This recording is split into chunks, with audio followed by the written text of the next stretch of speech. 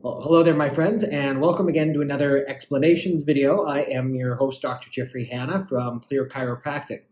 And we've got a really good question that was asked in the practice this week. And it was, how is it that stress or my emotions can actually cause my spine to go out of alignment where I need to be adjusted?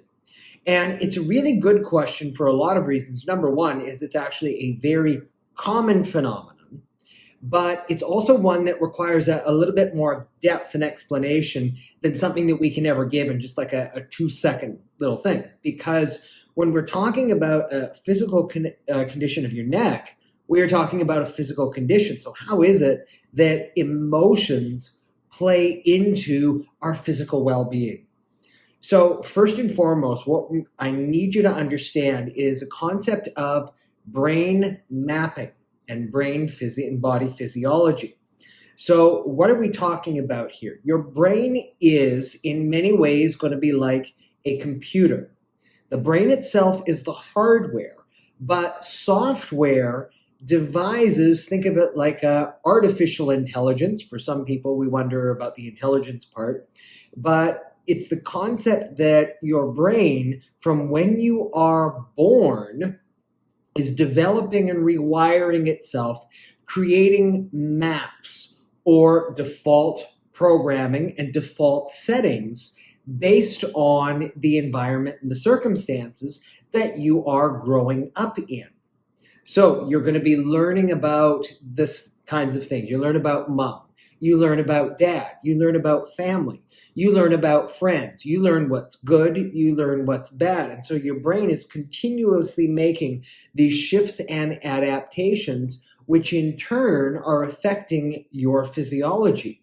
So you learn, for example, that if you touch something hot, that there's going to be a reflexive response, and your brain is going to map a certain physiological state, whether this is a good thing or, of course, this is going to be a bad thing.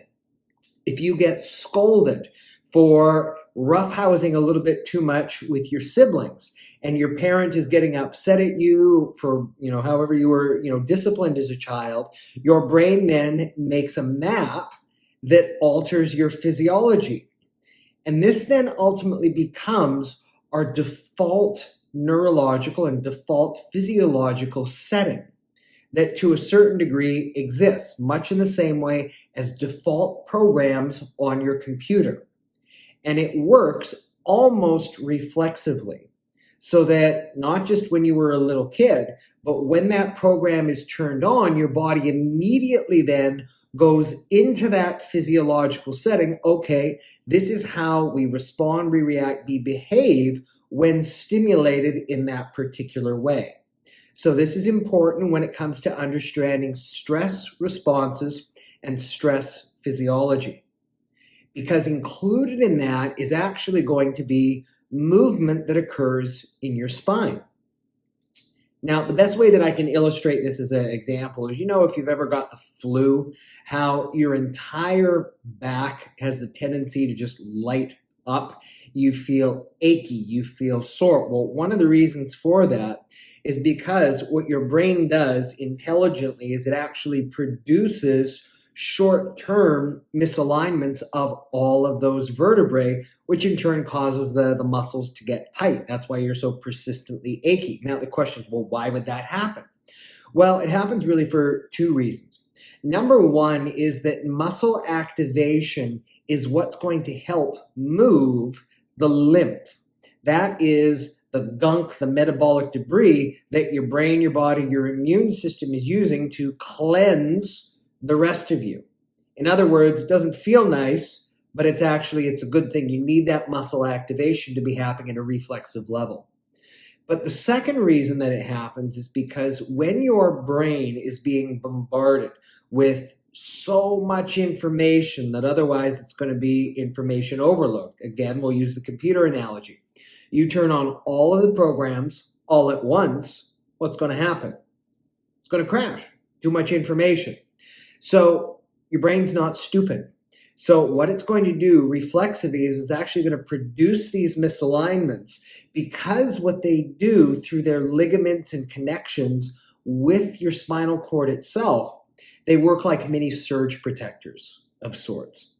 In other words, it reduces some of the neural traffic going up to your brain so that everything is at a more manageable level, because you can appreciate if you had a sudden shock of too much stress that your brain simply put can't handle, that leads to complete breakdown of the system, and then oftentimes will manifest in what we know as a PTSD. There was something that we experienced that our body, our brain, our nervous system was not able to process, and it effectively has fried the circuits. And so all it takes then is something in the future to re-trigger it, and you go back into that state as if it was happening to you live and in that moment.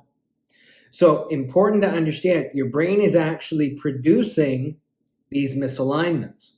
Now, what does that mean if and when you have ever had a physical injury to your spine? Because you see, your brain, again, it's not stupid. It's going to produce these misalignments based on the demands in the moment, based on that default programming setting, how your brain, how your physiology reacts and adapts to stress. Whether that is something that happened to you 20, 30, 40, 50 years ago, or whether you're having an argument with your spouse today, or somebody just cut you off in traffic, or you've just lost your job, or you've got some other bad news. All of these sudden, stressful, circuit breaker kinds of stressful events. Now, under normal circumstances, what will happen, that default physiology will activate, and your spine will produce that misalignment. Now, normally what should happen is that when that stress subsides and when everything is allowed to come back to equilibrium, that is able to let go and everything's going to come back, no issues whatsoever.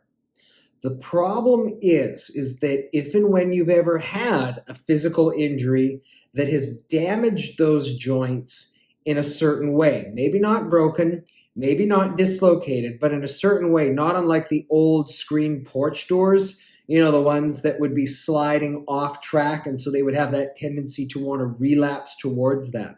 If you've ever had the physical injury to your head, the physical injury to your neck, even the physical injury, slipping, falling, landing on your tailbone, something like that, it produces a whiplash effect through your spine that can cause the joints to become locked and entrapped. And the problem is that if they are like that for a long period of time, your body to a certain degree develops memory around that. And so when a person, for example, first starts to go to a chiropractor, what are we looking? We're looking to find out, okay, where in your body are things actually misaligned in such a way that your body's not able to actually fix this on its own.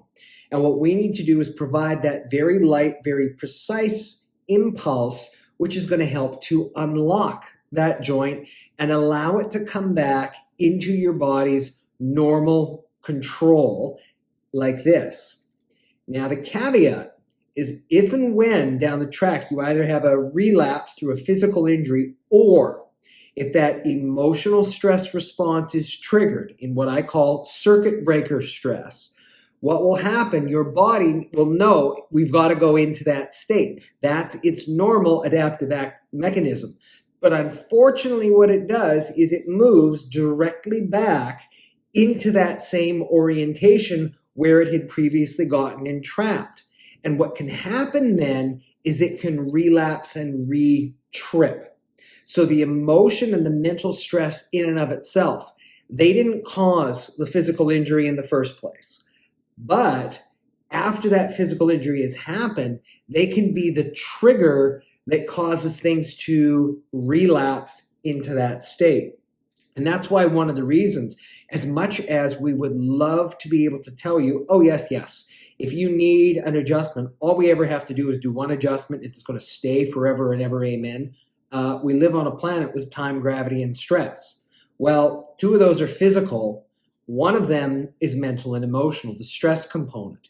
And we know that life happens. So when we have those sudden bursts of stress, we know that that joint is going to misalign. Now, the question is what happens at that point? Because when a person is typically first under care, it's going to trip, and yet we know we're going to have to readjust that. But as you are gaining positive momentum, as your body gets stronger, more resilient, as you're healing, then yeah, it might re-misalign, but your body then becomes resilient enough to now, where before it would just simply blow out, it's going to be able then to start to bring that back in under normal control, the way that your body was actually designed. So there's a couple of different layers here. It seems like a simple enough question in terms of, how does emotion, and mental stress cause a relapse of our physical misalignment? So a couple layers involved there, but that's kind of the long answer to a short question. It's because of the triggering of the stress physiology state that produces misalignment that can cause us to relapse or default into a physical state of injury. So I hope that makes sense. If and when you do have any questions, please do put them in the chat box. I'll be happy to answer them as best as I can. If you have liked this video, as always, or if you've enjoyed it, please do like, subscribe, and share this one with your friends and your family, because that ultimately is what goes towards helping other people who want to know this information be able to find it. And last but certainly not least, if you might have something that is going on and you want to know how is it that this particular brand of healthcare known as Blair Upper Cervical Chiropractic might be able to help, I strongly encourage you, go to blairchiropractic.com, or better yet, if you're in the Spokane, Washington area, you can go to Clear Chiro Spokane, or if you want to go to my own website, it's drjeffreyhanna.com, where we've got all kinds of videos, blog articles, just like this one. Hope you've enjoyed. This is Dr. Jeff at Clear Chiropractic. Get well, live well, and stay well. Take care. Bye-bye now.